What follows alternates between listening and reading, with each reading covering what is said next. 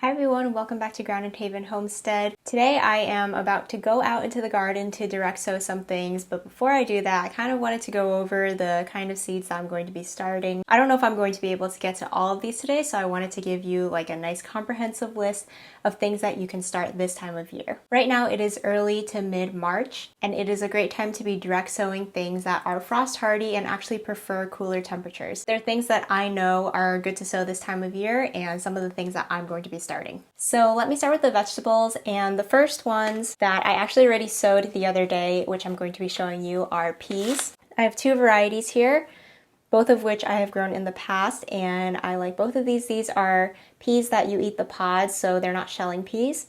So these ones are snow peas and these ones are sugar snap peas. Peas are really nice and cold hardy. I think I've even sowed peas as early as like mid-February before. They might take a little longer to germinate in the cooler weather, but they will be just fine if there's a frost. The next category of vegetables are root vegetables. A lot of them do really well and are frost hardy. So I have a selection of radishes and carrots here.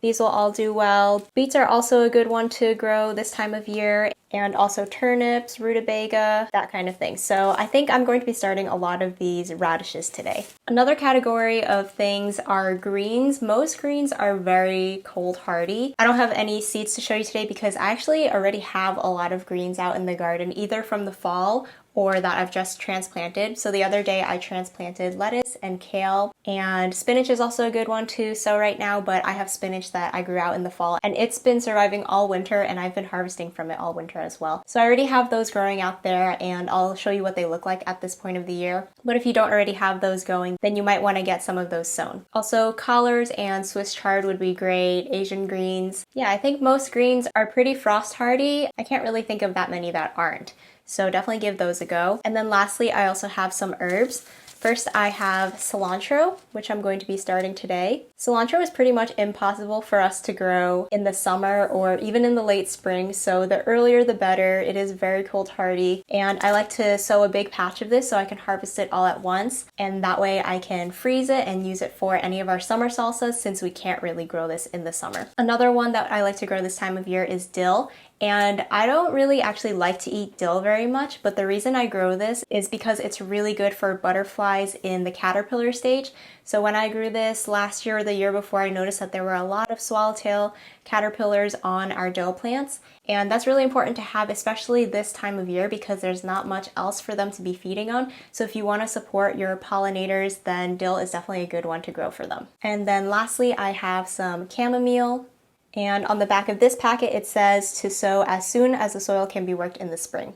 And chamomile is really good for tea and just makes for a really pretty flower as well in the garden. So I think those are all the vegetables that I have on my list to direct sow. Like I said, I might not get to all of them today, but I'll also show you some flowers that are good to sow this time of year. First, I have larkspur. Larkspur forms flowers on these really tall spikes, and they're really pretty, especially blowing in the wind. So a little tip for germinating larkspur, you can stick the seeds in the freezer for a week or two before you plant them. It kind of mimics the seeds being frozen out in nature, and that way if you have warm temperatures coming up, then the seeds are tricked into thinking they've already had that cold period outside and they'll germinate a little quicker for you. Larkspur plants do have taproot, so they don't transplant as well, so this is a good one to direct sow. Another one to direct sow this time of year is dara. Dara looks just like Queen Anne's lace, and the variety I have kind of has like purple hues to it. It's a really pretty flower, and it's also really good for beneficial insects because it is a cluster of lots of tiny flowers with a big landing pad for smaller insects to land on.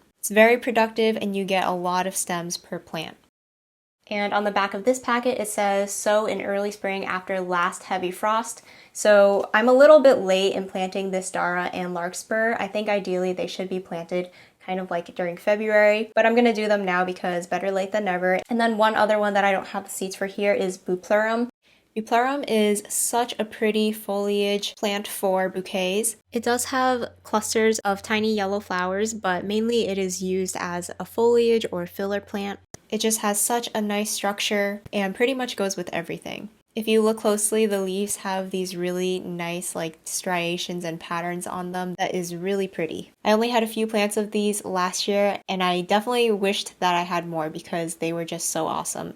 All three of these for my zone, which is zone 7, they can actually be direct sown in the fall as well, but since I didn't do that, early spring is a good time to plant all of these. So yeah, I think those are all the seeds that I wanted to cover, so let's go out into the garden. I have to prep some of my beds to get these seeds in, and then we'll pop them in so they have a good, nice period of time during early spring to get started, and we'll have some nice early harvests. So we're in the garden now, and this first bed on the right here is where I'm going to be planting a bunch of stuff. This is eventually going to be my pepper bed, and I've planned out that I think I can fit 10 pepper plants in here if I space them 18 inches apart.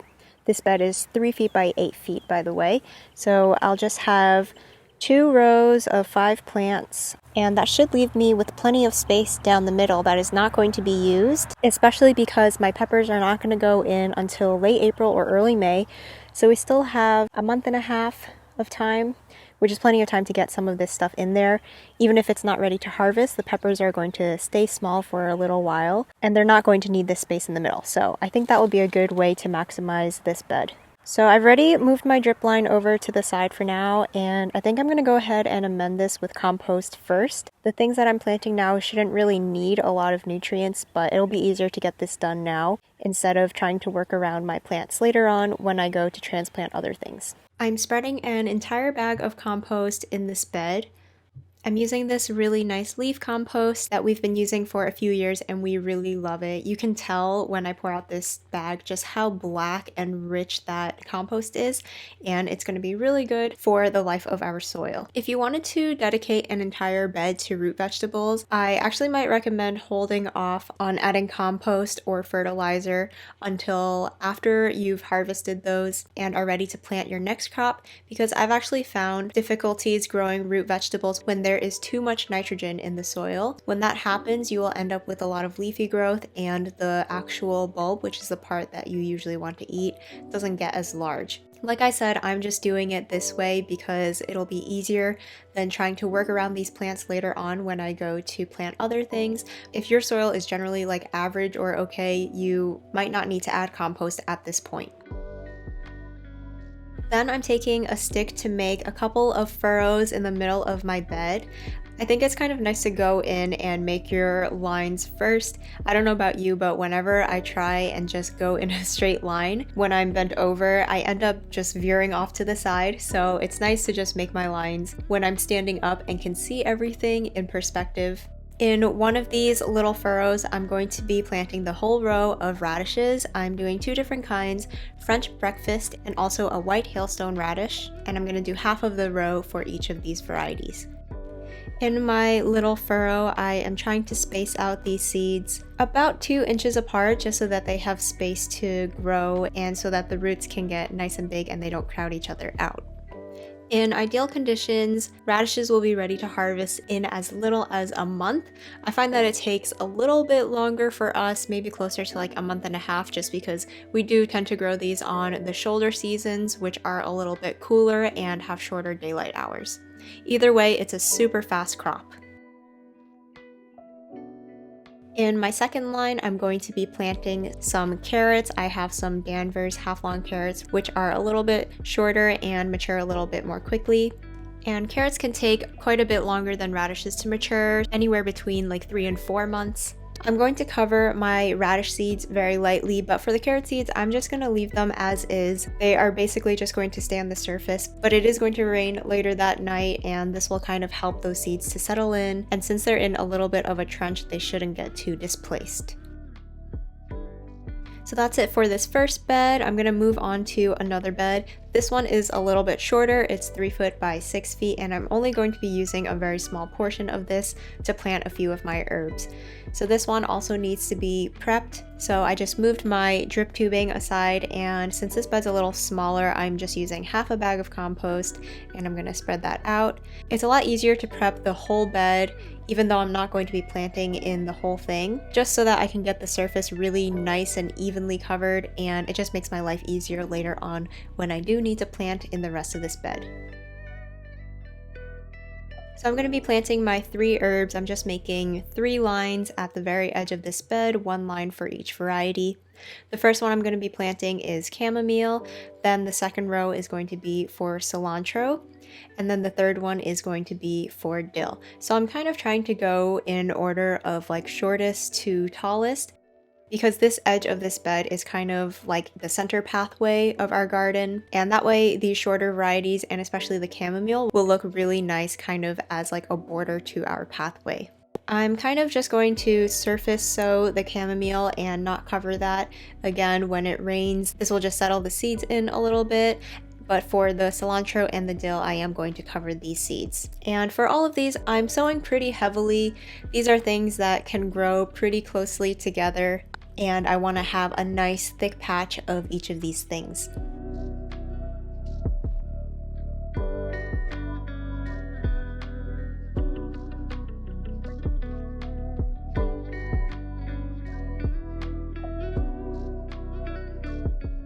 I also wanted to show you what I planted the other day. I'm at some of our trellises where I'm going to be planting some peas because the pea varieties I'm growing do get very tall and they need some support. Prepping the soil for peas is pretty easy. I'm just getting rid of any weeds and moving aside some of these leaves. And I'm just trying to make the surface smooth and flat, and other than that, there's not much you have to do. I'm not adding any compost to this because peas do fix their own nitrogen, and they grow really well even if you don't add any extra nutrients or fertilizer. They're actually a good way to help bring nitrogen back into your soil because they take nitrogen from the air and it gets fixed into their roots. I'm just poking a hole every 2 to 3 inches at the base of my trellis. Peas can be spaced pretty closely together, especially since these ones are growing mostly vertically. And I do usually soak my pea seeds as well a few hours before planting. This just helps to soften them up a little bit and speed that germination. I had some extra seeds, so what I'm doing is also creating a second row in front of the row that I just planted, and I'm going to be adding another row of these peas. And these ones can either climb on top of the peas next to them, or I can harvest them young and just eat them as pea greens or pea shoots, which are also really delicious. Another option is to plant some root vegetables in front of the peas. So I have this one area where in front of my pea row, I'm going to make a little trench, and here I'm going to be planting some radishes. This way you really get to use every part of the bed. You get the area that's up next to the trellis, but a lot of climbing plants don't need all that space in front, so you might as well use that part of your bed to grow something else at the same time. I'm pretty much going to do the same exact thing on the other side of this trellis. I'm starting off by prepping the bed, of course, and on this side, I noticed that there were more weed roots in here. In some parts of our garden, we struggle with these weeds that spread by rhizomes, and they're really hard to get rid of. So that's honestly another great reason to get out into the garden this time of year in like very early spring or late winter, because you're able to weed out some of these bad plants while they're still kind of dormant and not growing like crazy. And it's also a lot nicer to do some weeding when it's nice and cool outside instead of in the heat of summer. It's great to get these problems taken care of before we are too far into the season and these things are growing like crazy. Up against the trellis, I'm going to be growing some peas. With any leftover peas, I'm going to grow a second row in front of those. But then I ended up with a little area on one side where I'm going to be planting some carrots, which I will show you in a little bit.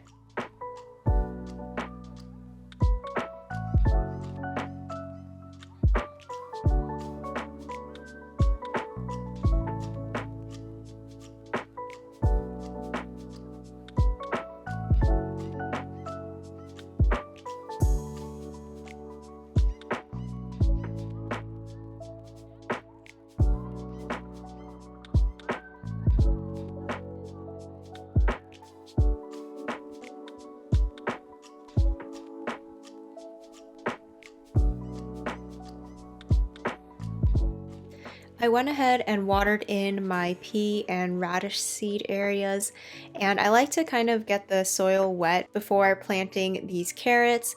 I am clearing out a space and trying to make it as flat as possible, and then I am going to pre-water this area again so that the soil is nice and moist, because I'm not going to want to water this soil afterwards Watering the soil beforehand makes it so that the carrot seeds can stick into that wet soil really nicely, and then you don't have to water them again where they will all wash away. So I'm planting some purple dragon carrots here, which are a really pretty carrot. They are purple on the outside and orange on the inside. I haven't had the best yields with this, but I wanted to use up this packet and give them one last try. So I'm just sprinkling the seeds over this kind of wet soil. And I'm being a little bit liberal with my seeds because carrots can be a little bit tricky to germinate, and I want to make sure that I have a nice patch here. If it's too thick later on, it'll be easy enough to go and thin out some of these carrots so that they're spaced enough so that they can get larger. So I'm not going to cover these, I'm just going to press them into the soil so they have really nice contact. And I know it really doesn't look like a lot, this is not a huge area that I'm dedicating, but you'd be surprised how much produce you can get out of a small little area like this. I actually planted carrots in the same exact spot in the fall, and I was able to harvest a big bunch of carrots in December in a space that wasn't going to be used anyway. Here's a look at the bed with the lettuce and kale that I planted the other day. These were transplanted as seedlings. They're settling in really nicely.